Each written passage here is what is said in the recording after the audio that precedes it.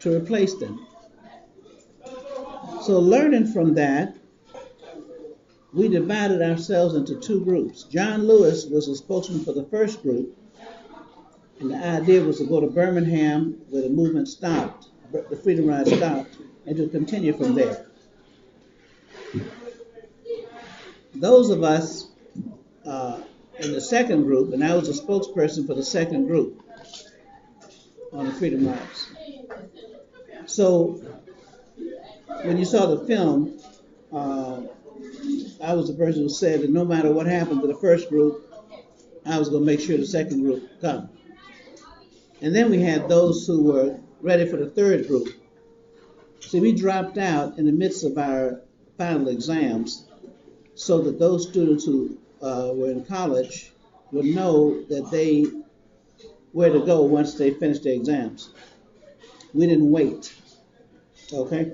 We sort of led the way so that they would know where to follow. And we knew we had lots of students who were, involved in the sit-ins, and so therefore we're going to have an appreciable number of those who would join the Freedom Rides. So it's all about strategy. That's the point I want to make. It's not just about demonstrations, it's not about marching, it's not about protesting.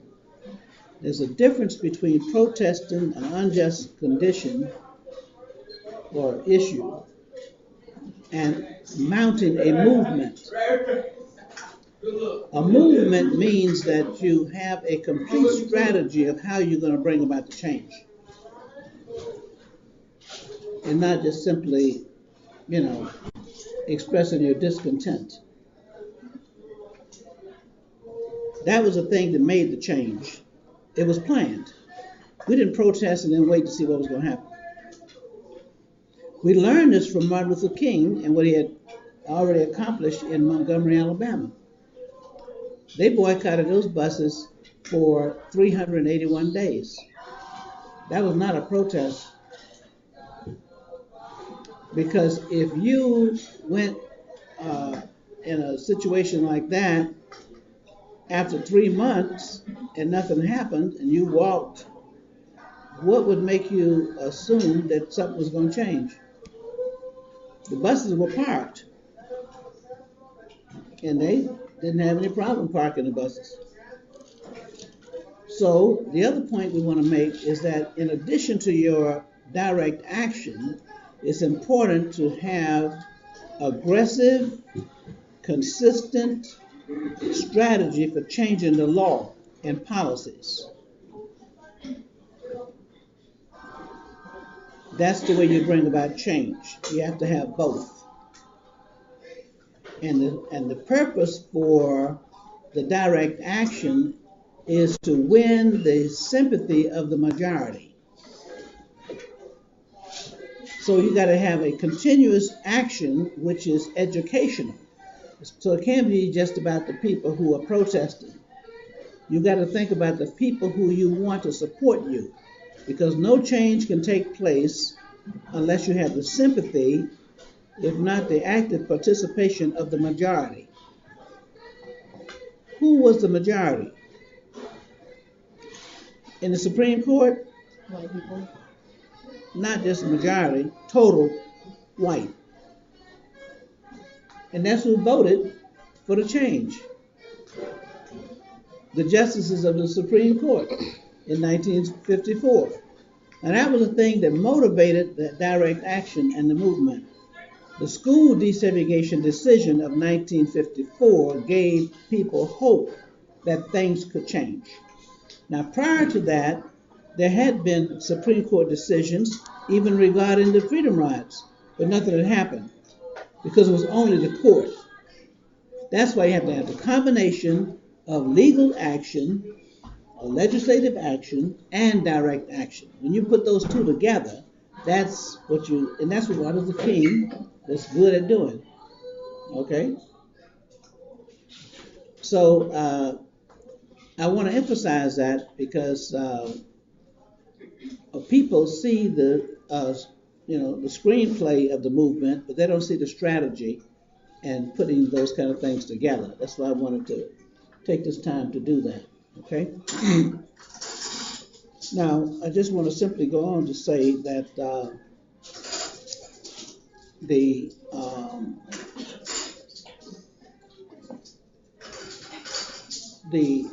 sit-ins were on a local level. Montgomery, Alabama, also the bus boycott, okay, was on a local level. So it did not mean that all of the city buses all around the South were desegregated. It was a Montgomery situation. So what we had to do is move from the local to the national. Now, of course, it set a precedent because they did have a Supreme Court decision and other people filed suits and that kind of thing, etc. But you didn't have a whole lot of other cities boycotting buses. Mobile and Shreveport, Louisiana, Mobile, Alabama, and Shreveport, Louisiana, had already desegregated their buses before Montgomery. I think in Mobile they might have had 8 days of demonstrations. But the point is, that also was a local thing. So it was the Civil Rights Bill of '64 that actually prohibited desegregation in public places. Then the issue then had to do with interstate travel. The way that decision was made was not an act of Congress, but it was an ICC ruling. And that's why it happened so quickly. The Freedom Ride started in May of 1961, but by November of that same year, the ICC ruling went into effect. That's the Interstate Commerce Commission, which was a commission that was already set up. And the commission had a policy, but it was not related to segregation by the races. It basically was in commerce that said, for example, if you manufactured automobile tires or bus tires in Ohio, you couldn't sell the tires to people in Philadelphia or Pennsylvania for one price and sell the same tire to folks in Colorado for a different price. There should not be discrimination in interstate commerce. So the Kennedy administration simply applied that policy to interstate travel because people were going from one state to another. So that was outlawed. Even the bus itself, you know, the metal and all that might have been made in Pennsylvania, and the automobile steering wheel, or rather the bus steering wheel, was made out of soybeans. Did you know that? Those old steering wheels made out of soybeans? Yeah, Henry Ford realized that the farmers were having some problems. And of course, if they didn't have any income, they couldn't buy automobiles. So they went to the lab and said, how could we use a product from the farm to help the economy, okay, so that we could be able to have a car. So those old automobiles had steering wheels that were made out of soybeans. That was his way of helping the farm economy. So, yeah, you wouldn't remember, but some of the steering wheels were kind of sticky if you said old cars. Yeah. Well, the point is that there is no ruling right now that says it's illegal to segregate people on intrastate travel. That is traveling from one city to another within the same state. Okay? But that would be hard to manage. Because what are you going to do? Put the black people in the back who are traveling from one city to another, and then you ones in the front can just, blacks can sit anywhere they want to if they're going from one state to another. That's my point. Management became the issue. All right? So therefore they ignore the intrastate law. And so interstate travel was, but the direct action part had to do with getting people to participate, because you could have a law, but if people still subject themselves to the custom that they're used to, okay, and sitting in the back, then it didn't make any difference whether the law changed or not. So the behavior of people had to change along with the law. It's like you could have, non-discrimination in housing. But if all the black folks go and live in one area, and all the whites go live in another area, and all the Hispanics go and live in another area, what's the point? Well, the point is they have a choice. And that's what discrimination was all about, changing those policies. That if you want to, you should be able to live where you want to. You have a choice. Right? If you want to sit in the back of the bus, that was okay. But you weren't forced to sit in the back. And mainly, you weren't forced to get up out of your seat and give it to a white person who came on the bus after you. Okay? There were empty seats behind you, that's fine. They could go back there and sit down. Okay? Truth of the matter is, it's an issue of principle.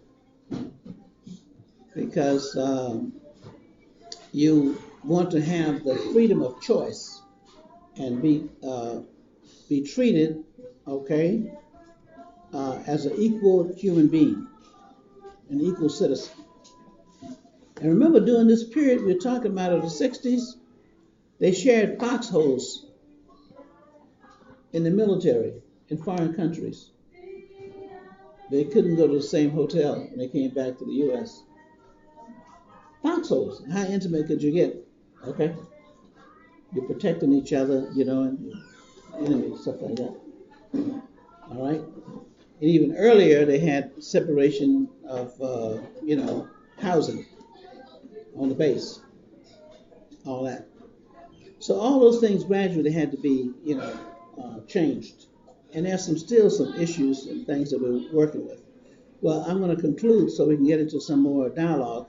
But in addition to that, I was involved in the Selma movement. You're going to go to the Selma. Well, I should tell you about Montgomery.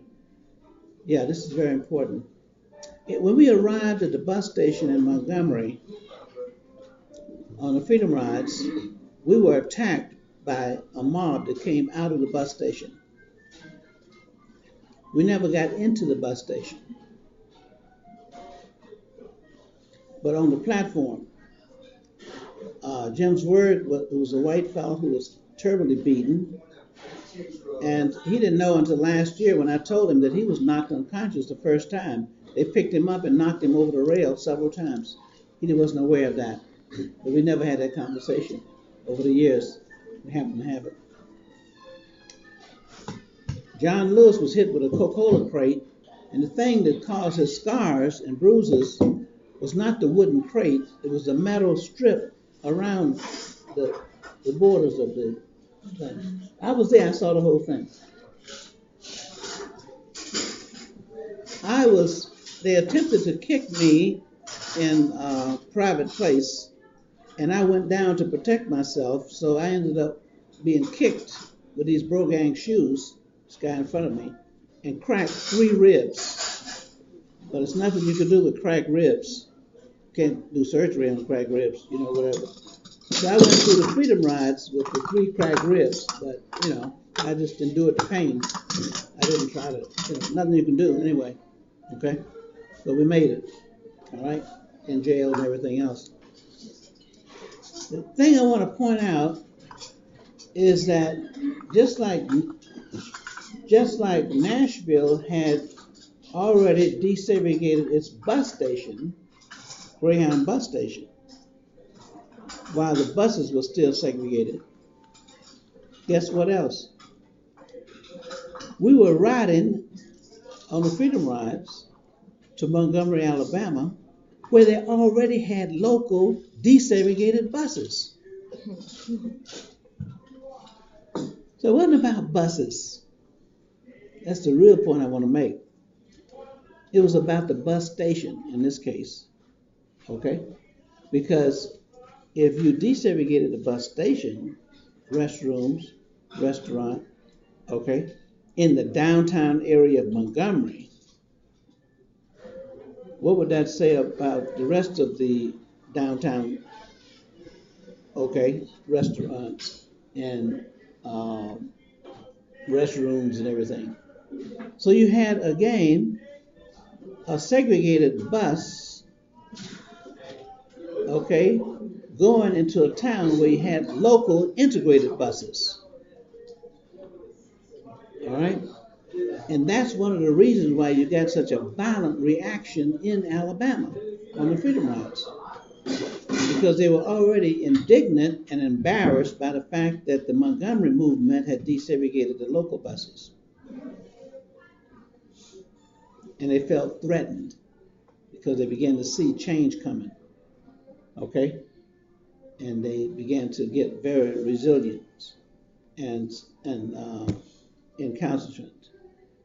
So this is one of the reasons why you had the kind of climate in Alabama, because it was out of guilt.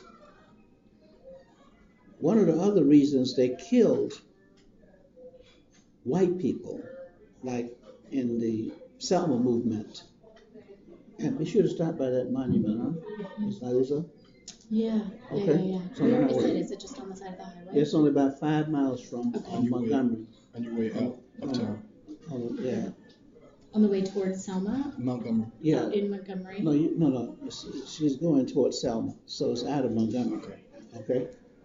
So it's about 5 miles out of Montgomery. If you're going to the interpretive center, you're going too far on the right-hand side. But you can pretty much estimate it. It's a church over there, and then the monument is on top of the hill. But you can estimate it. Okay. The reason I know is because I measured it when we,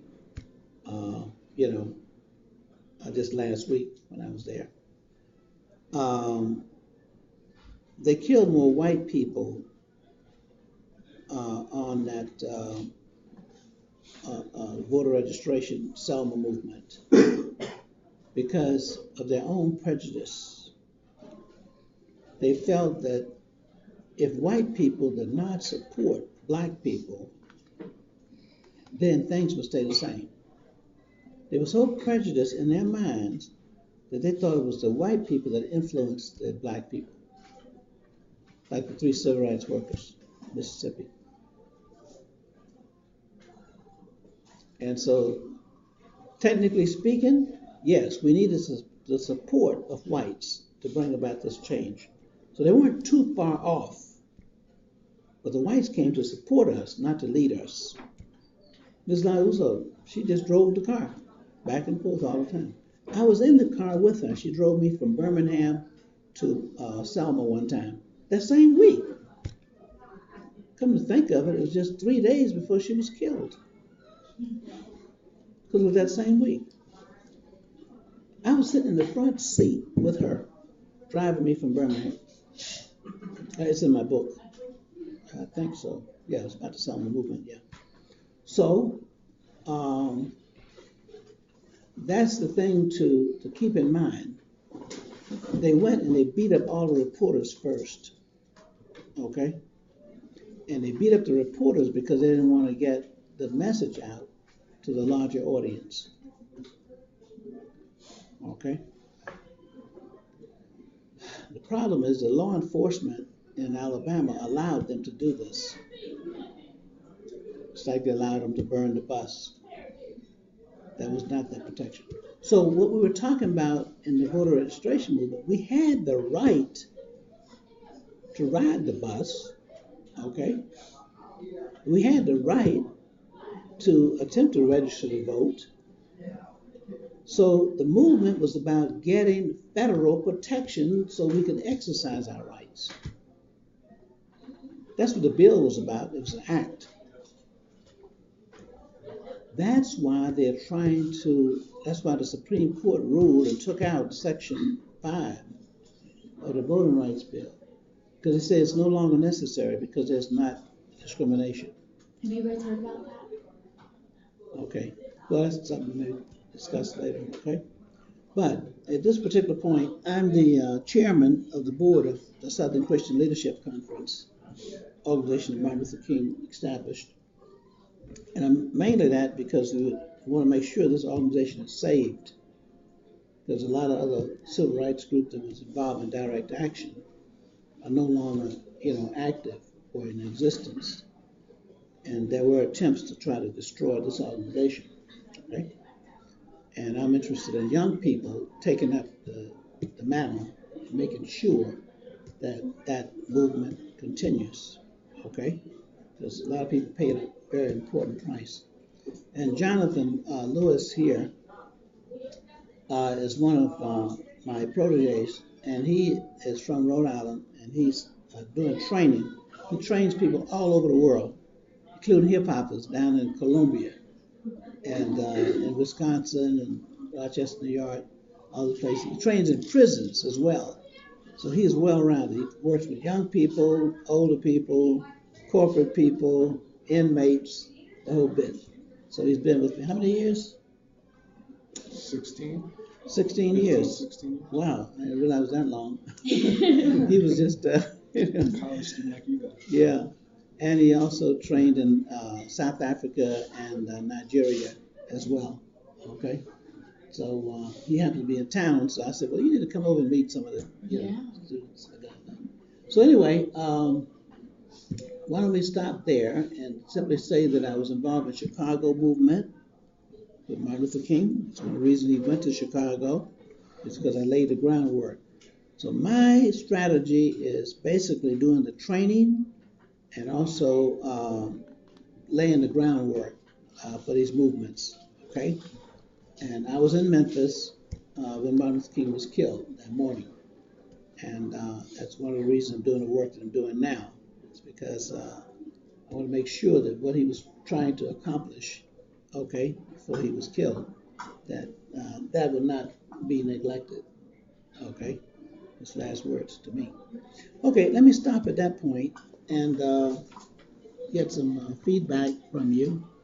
And I was also national coordinator for the Poor People's Campaign.